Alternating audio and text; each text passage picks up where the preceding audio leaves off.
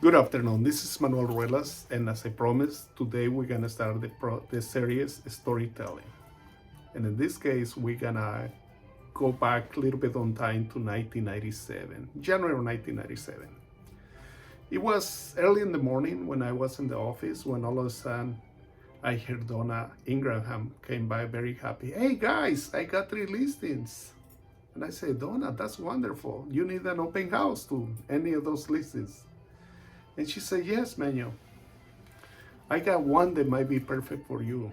Great. So we agreed. And we set up the open house for Saturday and Sunday, 1 to 4, as it was usual for Century 21.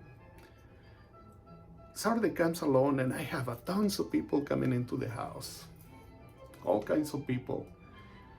The house was an older home. It was built during the mid-1930s. It was 3 bedrooms, 1 bath, 1 car garage, and the asking price was 105. It was a probate sale. Apparently the guy used to own about 20 or 19 other properties, and he passed away and he don't let no will, so they had to define who the heirs were. That's a probate sale. That's what probate means. So I was doing the open house. All of a sudden, this guy come along and he say, "Hey, how much is the house?" And I say, 105. He said, "I like it. I want to see it." I say, "Okay." His name was Jose, and he came with Maria. Jose was kind of skinny, probably 5'8", tall guy. His wife, on the other hand, was kind of short, probably about 5'2", and she was on the heavy side. They were both working in the field. Good people. Okay. So anyway, they saw the house and they say, he come by and he say, "Manuel, I like the house. I want to make an offer." I said, "Great, let's do that."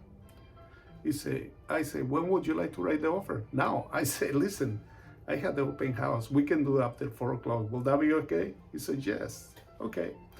So give me your address and I'll come by to your place and we write the offer. So we have a quiet time and explain to you some things that you need to be aware of. Say, "Okay, fine."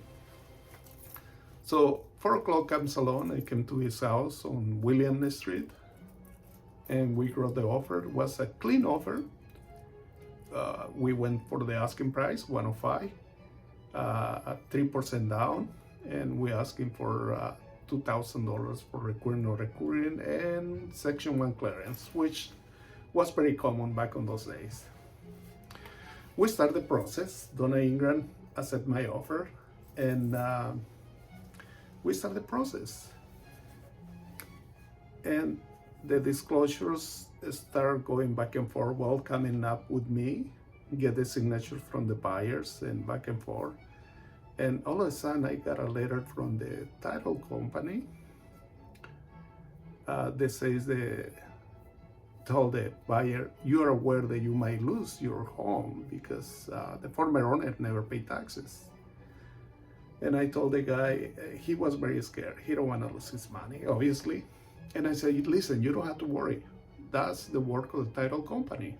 They go through the discoveries, they find out who's what, and they pay it." And the guy, he was, he wasn't easy. He said, "Well, I need to find out with more people." I said, "Okay, hey, you're welcome to go to an attorney and talk to them, but they're gonna tell you the same thing, not to worry about it." So he went to the grown person. He went to a guy called Melendez, I believe.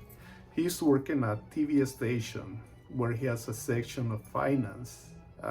The guy didn't know anything about finance, but he was there. And one day he called my office and say, "Hey," he called my broker and say, "Manuel Ruelas, he never cares for the well-being of the clients. He only cares about his commission." And Shaq say, "Listen, Manuel's here. You want to talk to him and explain what you say?" He said, "Sure." I pick up the phone. The guy hung up. So that happens, and then I get some more disclosures, and I went to see the guy again, Jose and Maria, and I say, "Jose, we need to continue because we got 30 days escrow and time is of the essence. And we need to find out if you want to close or not the property. Say, okay, yeah, I like the house. Okay, let's do that. So at that point, among the disclosures, it came a letter from the district attorney that says that Jose owes $89,000 on child support. He has 3 kids and an ex-wife or wife, and he hasn't paid child support for 3 years. And when I read the letter to him, because it was in English, and his wife, she was so pissed. She was ready to kick his ass. He said, you told me you were never married before. You told me you don't have no kids. All of a sudden you got 3 kids and you owe $89,000. What kind of man are you? And the guy, he was very scared. He said, please, Don Manuel, tell her it's not my kids, it's not my wife, it's my cousin. I said, okay, hey, don't worry. You know, if it's not your kids, and it's not your wife, you don't have to worry. We're in the process of discoveries. So they kind of get okay after that. And I went home and delivered my paperwork, and all of a sudden, they give me some more disclosures, you know, from the inspections, and I need to get his signatures, his approval, and deliver to the other party. And it was during the night because they both work in the field. And I park on Williams Street on the parking space from the apartments. And I went and get his signatures, everything was fine. When I come out, I find out that 2 cars were blocking my car. And I went back to him, hey, Jose, you know who owns these cars? He said, oh, yeah, of course I know who they are. I said, well, can you please tell me where they live so I can go and talk to them so they can move their cars? Oh, you don't want to move, you don't want to mess around with these people. I said, why? Because they love to fight. I said, listen, you don't have to worry, I just need to move my car. He said, please don't tell them that you came to see me. I said, don't worry. So I went and knocked on the door. And from the inside I hear, who? I say, Manuel Ruelas. What do you want? I say, can you please move your car so I can leave? You park on my space. Who in the hell do you think you are? I said, listen, it was an empty space and I parked. And then she said, I'm gonna call the police on you because you park on my space so they can take your car away and blah, blah, blah. And I say, it's fine. You can call them and I'll be here. And for the same token, if you did something wrong, I'm gonna ask them to take your car away. And then she started running down and, she started coming down with me. Then all of a sudden, 2 guys came with her and they were so pissed. It's like they wanna try to kick my ass. And I saw their intentions and I pick up my phone and I start dialing 911, click, click, click.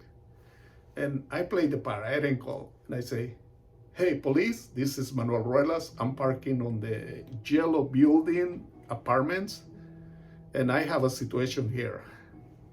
The guys hear me, and they just ran away. They got to the cars, and they ran away. I never see them anymore. To make the story short, a week after, we got the clearance from the probate attorney and from the district attorney. So we closed escrow probably on February 25th, 1997. That was a happy day. And I told them, thank you for that. And because you trust me, I made things happen. Thank you. Have a wonderful day. Bye.